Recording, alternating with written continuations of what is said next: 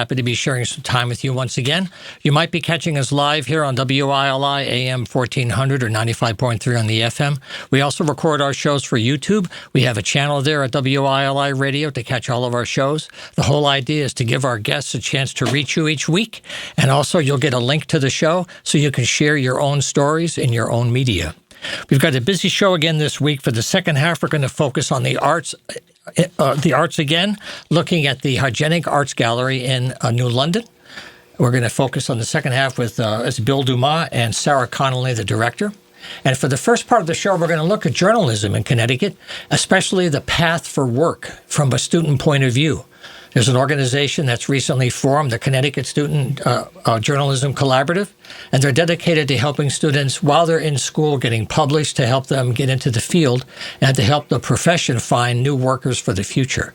It's a changing field, and we have people here very involved in helping the transition. Sitting next to me, I have Harriet Jones. She's the Executive Director at Connecticut Public here as well. Welcome aboard. Thank you so much, John. We also have a student with us. Her name is Madison Musco. She's at Central Connecticut State University, and she's one of the students in the collaborative that got published. We'll talk to her about how she did that and how students are finding their way into journalism during our modern times. So thank you very much for being here, Maddie. Thanks for having me. And also from UConn, we have Julie Serkosky. She teaches journalism as well as being the president of the collaborative. And we're happy to have you here for your first visit, too. Thank you. So for the program today, we're just going to introduce the collaborative and talk about the goals and how it's trying to help students find their way and also help the media in Connecticut find new workers. So it's a good combination. And I think, Harriet, you could start us out about where the collaborative came from and how you started. Sure. Thank you, John. Thanks so much for having us. And, I'm excited to come and talk about this project. I think you encapsulated it really, really well just there. It's about building a pipeline for journalism we have amazing journalism education in this state, spread among many, many different universities and colleges that have journalism departments, that have communications departments, that have incredibly talented students like Maddie who write amazing things. But sometimes there isn't the connectivity there between the departments and the newsrooms that we have, the media organizations that we have in the state. So the collaborative formed to kind of make that, to build that kind of connective tissue. As you know, journalism is facing all kinds of challenges at this moment. I mean, for many decades now, the funding model for journalism has been changing. We're also facing political challenges now, and we face these workforce challenges. So the collaborative formed to kind of take on that last workforce piece. And I have seen this kind of from the other side because I used to be the managing editor at Connecticut Public. And when we used to try and hire, we often, we would put out an ad and we couldn't find anybody, and we would sometimes have to go out of state. We would go headhunting in Philadelphia or Baltimore or somewhere else to try and find somebody. It was hard to find people. Come to find out, now that I work a little bit more in journalism education, there are some incredibly talented people right here in the state who really deserve a go. They deserve to be published. They deserve to be seen by newsrooms who might want to take them on board. So that's what the collaborative tries to do. We've been going just over a year, over the last 2 semesters. What we've done is we've said to faculty across all of these departments, and we try to build a big tent. We're open to any department that really wants to come forward and participate. We say to the faculty, bring your best students together, tell them this is an opportunity not just to do a class project, but to get published, to get your work out there to the actual reading public. And then we've gathered these stories together on our website, which is ctcommunitynews.org. And we've offered those stories to any professional media that wants to publish them. And we've had a tremendous success at being republished. Connecticut Public has been a tremendous champion. WSHU Public Radio has republished us on their website. We've been republished in the Connecticut Mirror and in the Hartford Courant. So we've seen students really get tremendous exposure through this. They've had their work republished, and it's given the newsrooms like a taster. They can see how do these students work, what is their writing like. And we have actually had, I've heard of a couple of students who've gone on to internships at these newsrooms because of this collaborative. Go. So sure, that's a two-way search there, because you're always looking for good people. Tremendously, yeah. Yeah. Well, let me bring you in on this, Maddie, because you're a perfect example of the whole process that we're talking about today. For students today, a lot of them, they're not engaging with the news in a traditional sense. They're getting their news in other places, not the traditional sources. So for your journey, what got you interested in news in the first place? What drew you to that path compared to other choices? And then what was your experience like in the school setting? Well, I guess it's, first of all, thank you for having me on. I think it's so important to talk about this entire program. What brought me into news in the first place, obviously, I really care about staying up to date. I think, one, it makes you just a better conversation to have if you're well informed. And so I always kind of kept up, but I'm really interested in people and people's stories and stuff that's a lot more human-centric, I guess. And so when I had taken about 8 years off between my first go at higher education and this time around. And when I was deciding to go back and what I wanted to do, I wanted to be involved with people. I wanted to tell stories. I wanted to talk to people about their experiences in life, things that maybe I had never experienced before. Right. And so I had dabbled in podcasting and really enjoyed talking to people one-on-one. I spoke with artists about their small businesses, and the conversations I was having were just something I really enjoyed. And when I wanted to take that to a more professional level, journalism made sense because there are so many different avenues. I actually found that I love to write more than I like to be on radio or podcasting. I'm a little nervous, but, or broadcasts, things like that. But I really do love to write, and I found that I found that I'm actually pretty good at it. And my experience in higher education at Central has just been incredible. Kate Farish, my professor who works with the collaborative, she is just a huge champion for her students, and she's done so much to kind of help push us in the direction of getting involved in your local communities and getting involved in local journalism and paying attention to what's happening. A lot of us had never been to a town meeting before, never cared to go to something like that. And I actually found it really enjoyable going to like a New Britain town meeting. There's a little bit of drama involved. So we know a lot of people in town government wish more people would show up too, because a lot of people say they're busy all the time, but you got to engage the government or there's no dialogue. It's a challenge. And news covers the gap, don't you? You cover the gap. Right, and there's a lot of these small communities don't have anyone that covers them, or they have one reporter that maybe goes every couple of months, or if they know that something is gonna, is going to happen that's a little bit bigger, then maybe they make sure that somebody is there. But we talk a lot about news deserts and these towns in Connecticut that just aren't being covered. So nobody is really held accountable for what's going on. And so community journalism is just so important now too, as opposed to just looking at that bigger picture of like national news outlets or something. I think local news is really important to get involved in. Well, time is flying by. I want to bring Julie in right away. Maybe you can add a variation of this from your viewpoint as active faculty today and what that process is like when you're helping people go through their phases and their stumblings and their doubts, how you help them to keep the faith. It used to be that when you graduated college, you had an internship and you got a job. And now internships are very hard to find and jobs are sometimes harder. So yeah, they definitely need a lot of background and published work, which is what we're trying to do in the collaborative. As far as hand-holding, we try to give them a very good foundation of journalism so that when they go out, they can do virtually anything. There's a fire, I can handle that. There's a town meeting, I can do that.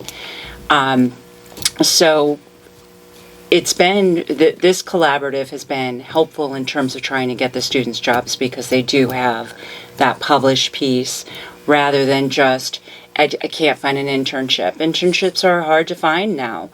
The newspaper company that owns most of the news outlets in this area does not offer internships.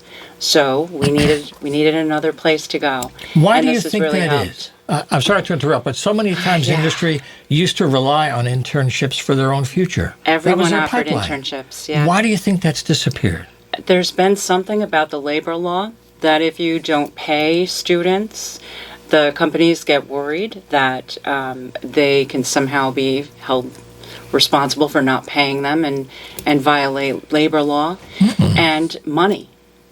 You think there are many students suing intern companies No for students not that getting I paid? know of. I don't No see much students of a that I track know record there. have. No, that is the line I get. And then, you know, Yeah. we all know it's money. Yeah. They don't want to pay. It's very sad. Yeah. Every industry has that version. They're all going through it. You know, the money used to be how you just paid the bills, and you'd have other ways to subsidize news with entertainment, other things that are, well, there was a balance. Now news has to pay, and now news has to make a profit. Mm-hmm. So it's a different equation. Absolutely. Now, speaking of internships, you know, students, even at Eastern where I teach, getting them into internships sometimes is a little challenging, but working at the campus paper like you do, you leave with a portfolio. Even at that level, you're published within the paper, right? And you're the news editor at the Recorder. Yes. At Central, Go Central. So tell us about how it's like to edit as a news editor, and how many students do you see actually engaging, at least at that level? Sure. So I am our news editor and I do our layout. And so it's hard. It's hard to get students involved. We are a very work-heavy department, right? Because you're not just going home and studying, you're actively getting interviews and you're calling people and you're emailing people and following up. And you're doing it. You're really doing the thing, right? So if we don't get as many students as we would like to get involved, but we do have a group of maybe 10 or so, including our lifestyle editor, our editor-in-chief, manager and editor, sports editor, and then a couple of other students who write, not all of whom are journalism majors. But as far as the editing process goes, I love it because I get to work with other students, maybe they're underclassmen, who are just starting to write and they don't have that structure yet.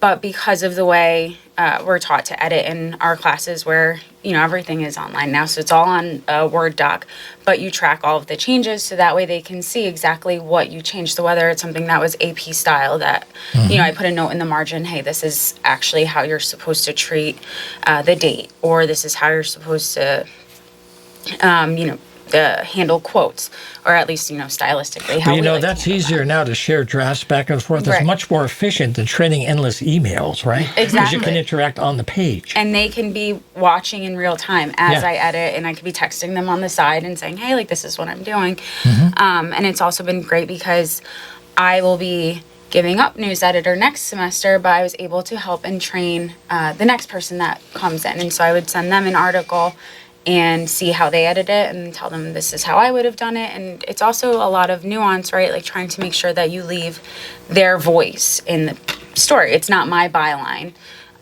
So whether or not I would write something completely differently makes no difference. It's just, you know, we try to make sure that it's clear. If it's understandable, then it can be published. But it's really gratifying, and it makes me a better writer.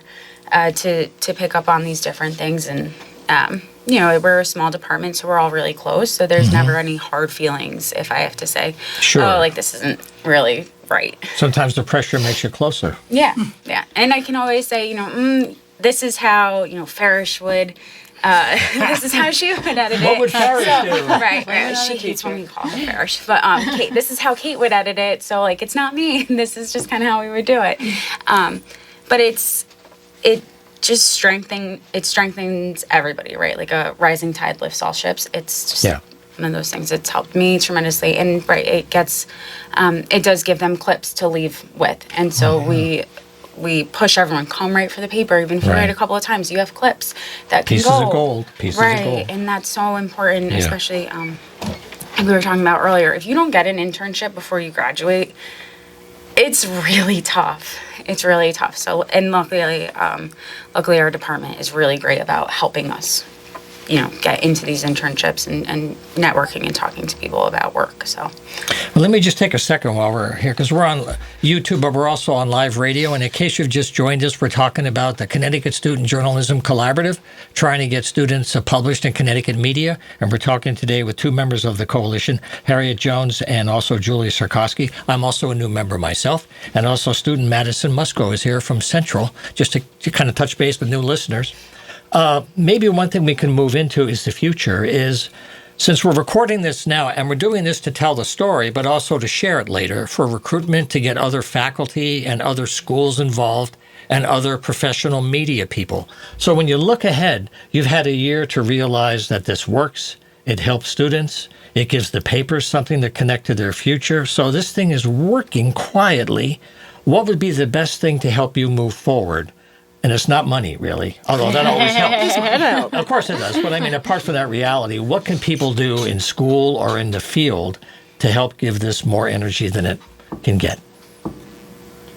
I mean, we are definitely looking for funding, because we had this first year of just very minimal funding that helped us get off the ground. Mm-hmm. One of the things we do want to do, though, is to actually be able to pay our students a stipend when they get published. Because for the moment, they're writing these stories as part of their classwork, so they're getting credit. But I think, it would be much more equitable were we able to create stipends for students when they got published. Sure. So that's something we're looking for funding for sure. And we're also just looking for outreach. We definitely are trying to broaden the number of departments that work with us, and also broaden the number of media outlets that work with us.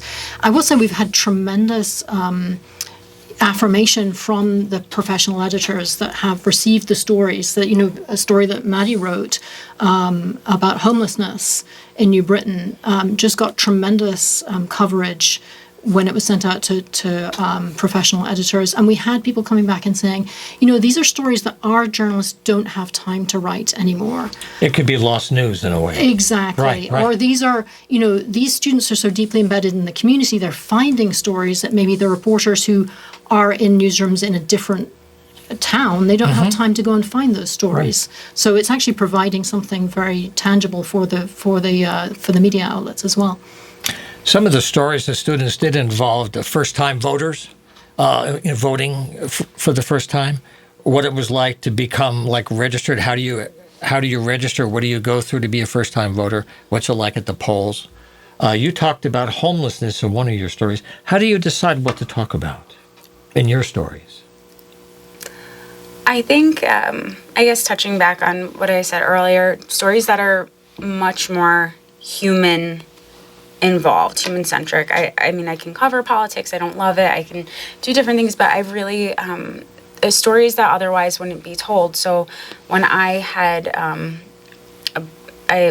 this final project coming up, I was already kind of doing stories on homelessness, and I had done one on the soup kitchen in Middletown where I live, and I had gone there, and it was already something that I knew I cared about, and I was downtown New Britain, and I went to go take photos for a totally different story, and Billy, the man that I spoke to and interviewed multiple times in my story, he asked me for money, and I said, sure, but hey, can we sit and talk for a little bit? And so we did, and I went out there a couple of times, and it actually, there were parallels, right? Like, you can find things in common with almost anybody. And so as we talked, I found things that, about his life that really paralleled my own. He had the same job that I had, a painter by trade, and he had done that before. Well, that's he was a unique homeless. connection. That's different. Right. And it was so strange, but it's those little things and those little connections where I never would have known that. Nobody would have stopped to talk to him about that, so it was just, and it was a story that made me excited to write, and it was something I could tell in a little bit more of a narrative way, and I could talk more about, it was cold. It was March when I was going and sitting outside on a bench at 8 o'clock in the morning before I was going to class. So, just focusing on stories that wouldn't otherwise be told, I think, is something that's so important to me personally. You've got political reporters at every news outlet. You've got housing reporters. Ginny Monk is great. She's at the Connecticut Mirror. She's somebody that I spoke to. She came and spoke with our class, and I spoke to her about covering homelessness, and we went out for coffee, and she gave me great tips, right, on like how to go into these places and how to maneuver and conduct yourself. And that's another great thing, right, about the community in Connecticut. Journalists, I found, are so willing to help, because we want more journalists. And so, yeah, I guess when I'm thinking about stories that I want to write, I want there to be a lot of people involved, or one person that I can really just pull out everything I can about their life and what's going on. Well, sometimes the story about one person is how a policy lives. And you can debate the policy for hours or just talk to the person, and that's the reality check, right? They all need to be told in different ways. What do you think about all the fact that so many people are employing social media, information that's put out as, quote, news because somebody has identified it as news? They're a self-declared journalist, but there's no mechanism going on, but it's as powerful for some people as a traditional source. How do you balance that out in terms of credibility and how people would find a story that you put out? It's a hard in 25 question. Words or less. Yeah, 25 words. Talk about editing. It's a hard. It is hard. It's a difficult question, right? And I'm a little bit older than like your typical student, so I've seen this really evolve. Instagram came out when I was in high school, so it was just it was never used like that. Now it's all when we the beginning of the semester, every professor likes to ask, where do you get your news? And everyone says TikTok, Twitter, or That's X. True. That's why I ask. It's true. Yeah. And I think that if you look for news and not entertainment, so like I follow a lot of local reporters because that's who I trust. I trust their news. And, I do get wrapped up in, all the controversy that's going on, right? Like celebrities or news, or, what happened in New York City with the CEO and everything. And I think that people need to learn to be more discerning about what they're watching and say, okay, like look at it with a more critical lens. And I think people are getting better at that and saying, oh, okay, like I'm seeing this right now. This girl on TikTok said it, but now let me Google it. And now let me see, okay, can I find a credible news source that has also said that? And where is she saying that she got her information? Mm-hmm. Or is this just somebody that's going on there and talking about, I saw this guy's X-ray on his X banner, and this is what it looks like to me, but I'm not a doctor. Like, and you have no editor. Nobody's looking over what you're saying. And there's no checks and balances. Like we want checks and balances in the government, right? So what about the information that's coming out? And there's so much misinformation and disinformation out there that it's really difficult. And when you're just scrolling for hours through TikTok, it all just kind of bleeds together, right? And I know, like, I'm guilty of it. No pun intended. Yeah. Right. Yeah. Oh my God. Yeah. But I'm just as guilty as anybody of scrolling a lot. But you can't believe everything that you see on the internet. But statistics show that people do trust their local news more than they trust wider, mass media. So I think that going and following, local news reporters, people that you see on TV, get your information there, and then treat everything else kind of as entertainment. Because I think that while they're good talking points, it's not always true. You can't believe everything on the internet, right? It's a joke, but it's true. That's right. Well, thanks for sharing those thoughts, because that's part of the mix today. That's where I want to bring that's part of the environment that people are trying to engage and to not lose the roots that the country was founded on that are compromised today in so many ways. Now, in our last couple of minutes, maybe a couple of thoughts for people watching us today. What could faculty members do? And also, how could they reach you the best way? How could people support this work? And if any student was watching this and said, I'm going to give it a try, I think this is interesting, how could they move forward on this? They can just go to the journalism department. We have people in there and on probably all of our college campuses that we work with, but definitely UConn. And see if I'm around. I will talk to you. Mm-hmm. I will talk to anyone about journalism. The more people involved, the better. Yes. We really want to make this something where we're not just putting something out once a month but maybe, once a week or even more than that. And it all depends on the students really getting involved. And I can work with anybody.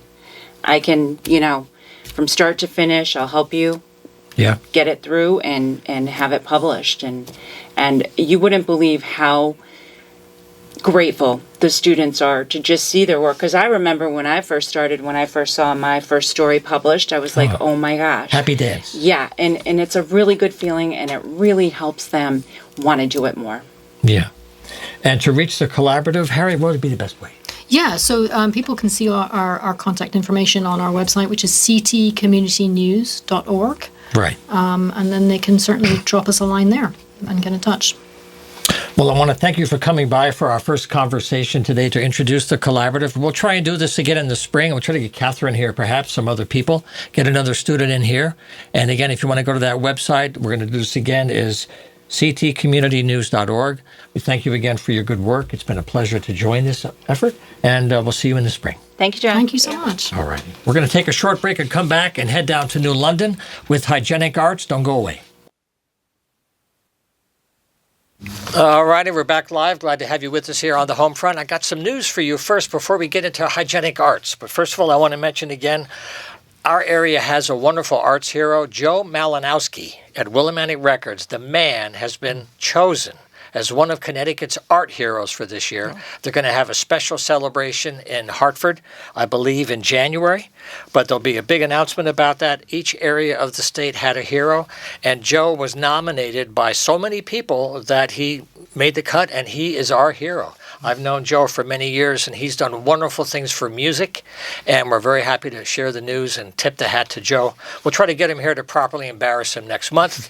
He loves to talk, let me tell you, but we'll want to mention that. Also, I want to follow up on our program last week about healthcare. We had people on once a month from the Wyndham United to Save Our Healthcare Coalition, and they were talking about hearings about the closing of Wyndham Hospital and the need for a birthing center. So the hearings were announced for mid-January. I just mentioned it to you now because I found out about this yesterday. The 14th, 15th, and 16th all day will be hearings for people to present testimonies. And if you go to the Facebook page for Wyndham United to Save Our Healthcare, go to their Facebook page. You'll get all the information about the hearings and how to participate. But I wanted to share the news right away. People are working on that, and we'll continue our coverage in January of that.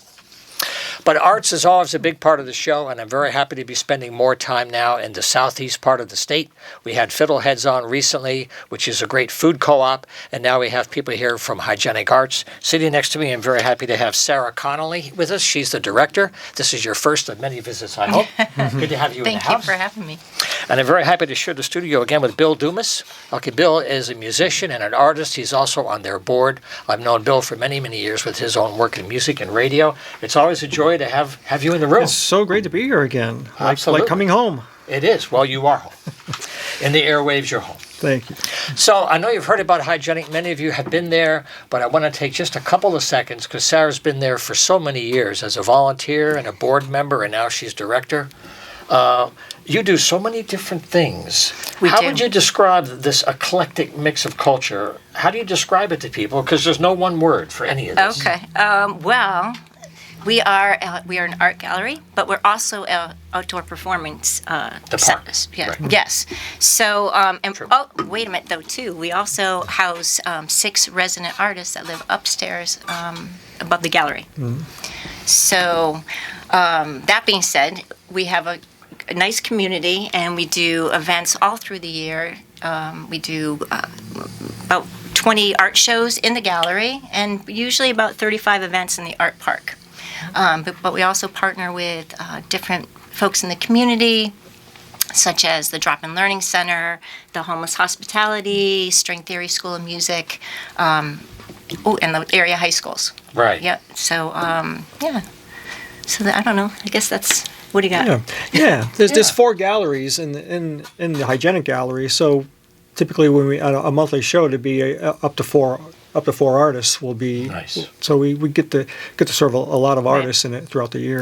Well, right. So our first show of the year is the Whalers and Lancers. So it's a high school show. So there's about 300 kids that show their art Awesome. for that show. And then it's followed by the Salon de Independence show, and that usually has about 400 artists. So right off the bat in January, we have 700 artists who have got their art on our walls. So, it's nice to have that platform for the community. And a couple of jury shows too. The photography, We do, yeah. photography show where photographers can submit pieces, and it's a jury show, so they're selected. And I don't know how many we got this year for that, but it was quite a few. Yeah, it's usually between anywhere from 90 to about 200 pieces that come in the door. Wow. Yeah. So gives everybody a chance to kind of get in the action. But right now we're right smack in the middle of our annual appeal. So we're at perfect timing. I didn't know about that. Yeah, We'll get a drum roll here. Yeah. So any kind of donation is greatly appreciated. It helps out with our programming. It offsets our residents because we give them a really reduced rate for rent. So they're able to create. Rent is so expensive these days. So our residents income qualified. Yeah. They pay about half of market value up there, Right. and we subsidize the rest. That's beautiful. So your dollars will help us to help them. Also, it's a 200-year-old building, so there's always things that need to be patched and taken care of. So some capital improvement things. But another way you can support us is membership. We have 3 different levels. We have a creative membership, which is $50, but gets you a portfolio review, a free T-shirt or poster. We also have a community membership, and that's a couple more things of swag, and an original hygienic art or hygienic restaurant menu from like way back in the day. So it's a little piece of history. And then the best value is the Friends of the Hygienic membership. So it's a $500 membership level. However, you get all the swag, and you get a 2-hour gallery rental, which is a $300 value right there. For a show or some kind of gathering of your own. Yeah, so if you had, a reunion or a special birthday. It's a really great space. Yeah. Like if you're an organization and you want to have a special event, you could have that space. Yep. There you go. Yeah. So, yeah. There's a lot of uses for that, too. Okay, so that was my annual appeal pitch. It's a tough sell, though. It's hard to do those because they're important. That's how art survives. It's true. hear the They're cash register. non-profit, so yeah. The cash register is going off. I can hear it in the back room. 79 Bank Street, near the water. Let's put it that way. There you go. And the website is www.hygienic.org. Okay, hygienic.org. That's it. That's it. Pretty simple. Now, That's it. one other thing, too. Can you talk about something that we talk about on the show here with our guests is the arts economy, the idea that what happens in the arts generates revenue for other parts of the community, and it's a circle, it's a circuit. Can you talk about maybe in your area how that might play out and how the money finds its way around? Well, that's part of our mission statement, actually. It's not only to provide a platform for the arts, but also for economic revitalization for the area. And when we do these big shows, people come down, they come and visit restaurants in the area.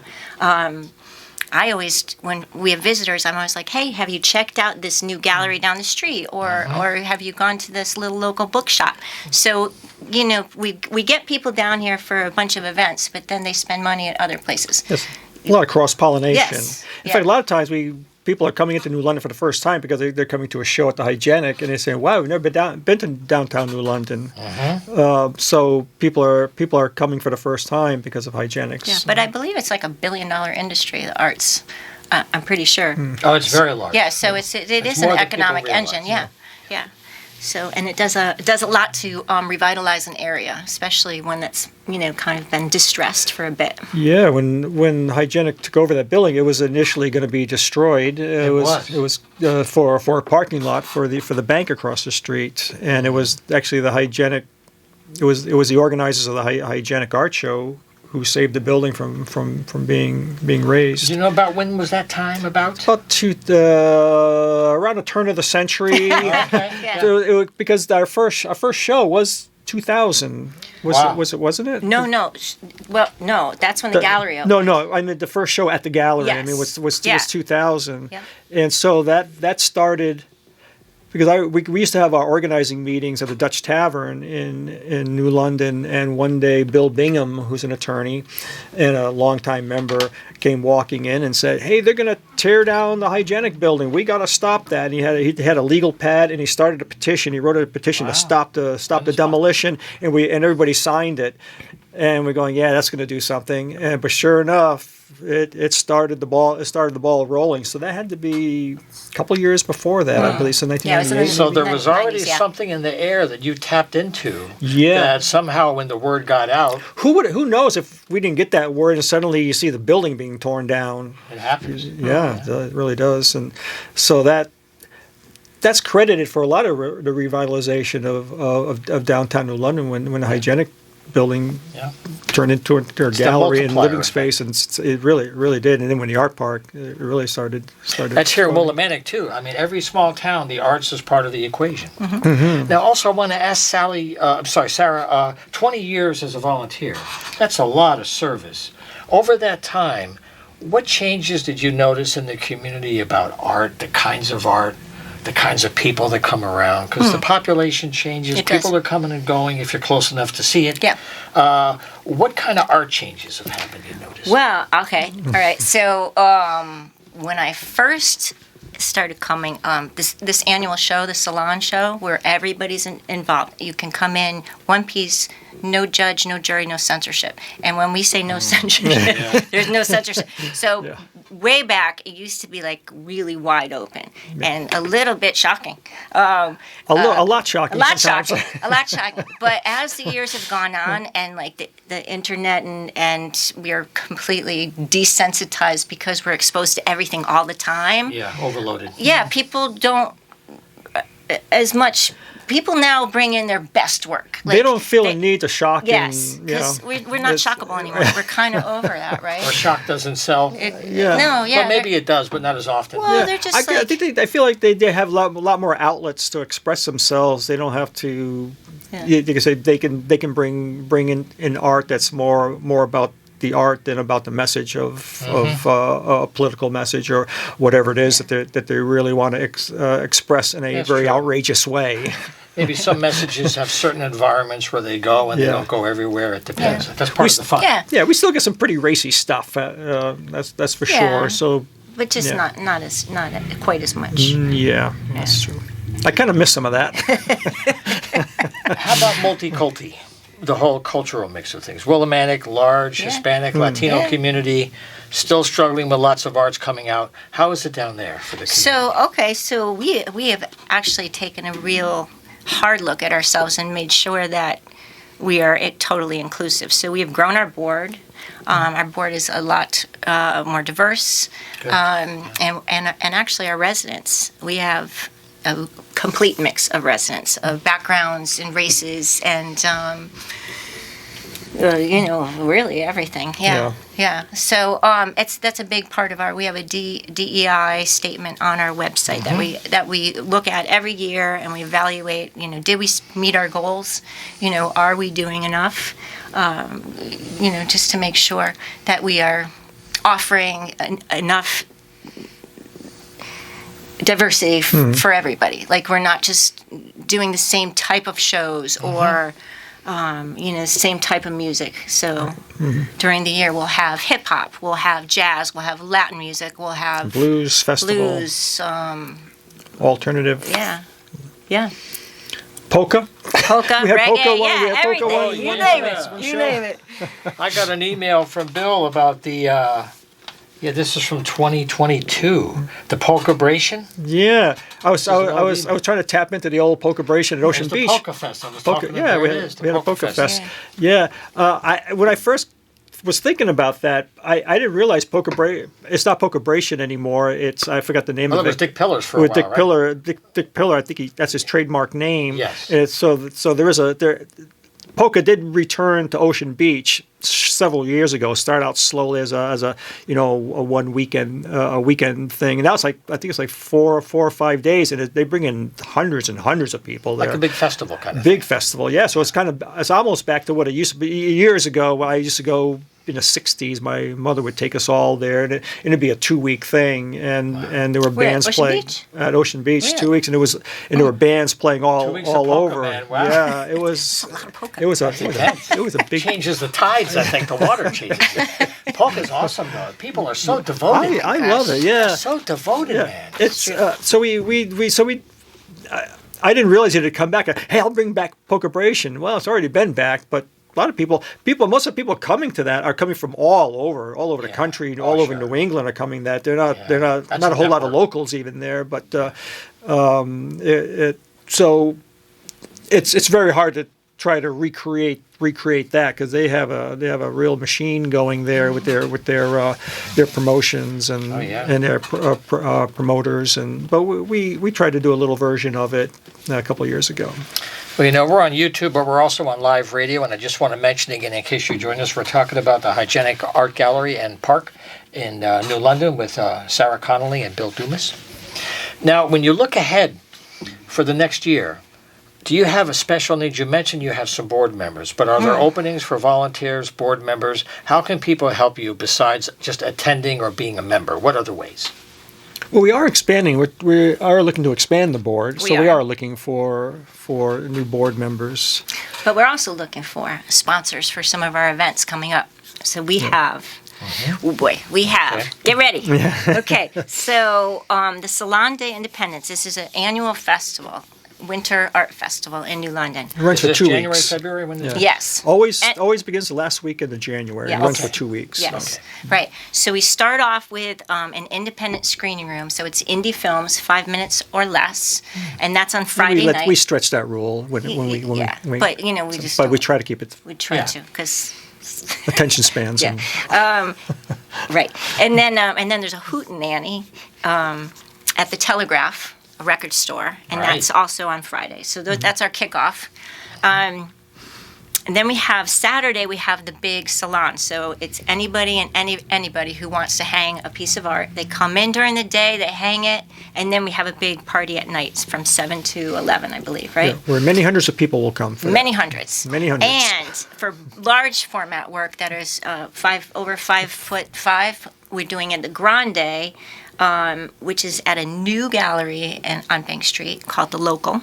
Oh, wow. So Formerly Hot Rods yes, Cafe.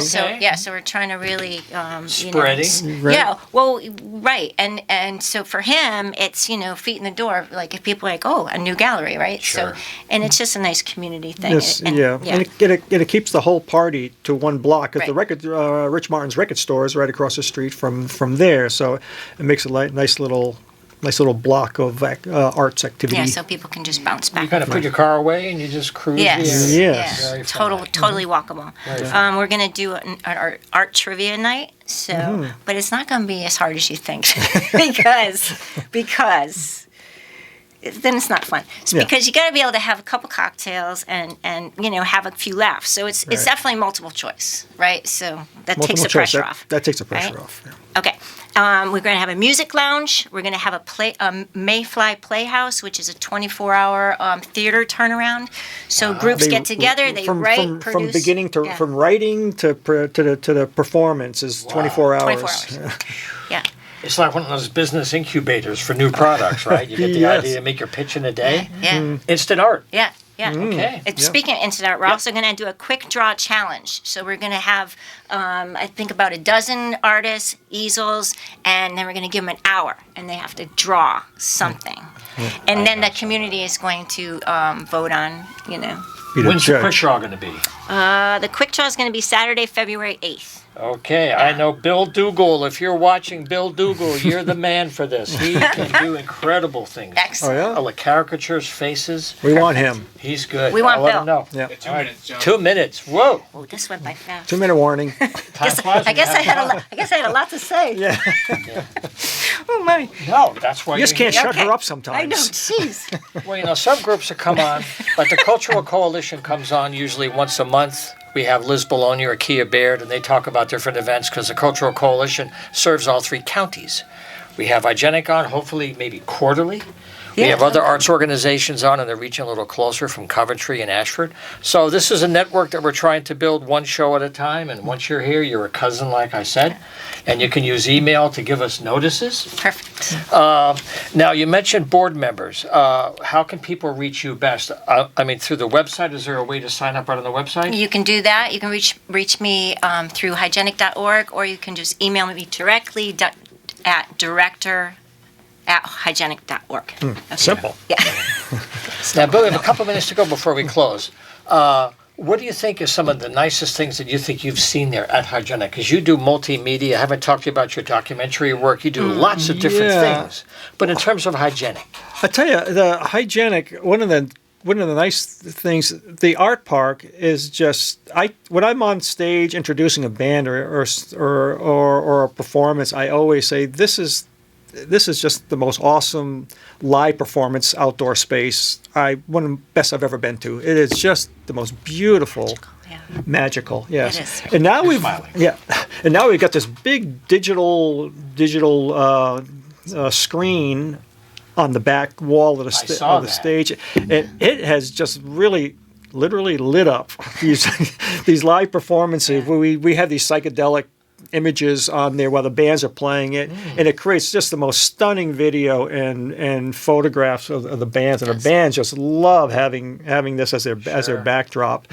But it just ties it all together. It's just the sound system is amazing. The visuals, it's just a beautiful, covered in a big glass roof, and there's trees underneath it, and it's just the most comfortable, beautiful place. And people just can't believe it when they come there. I never saw that. People walk in and say, I just can't. Yeah, you would never ever guess there's something like that in downtown anywhere.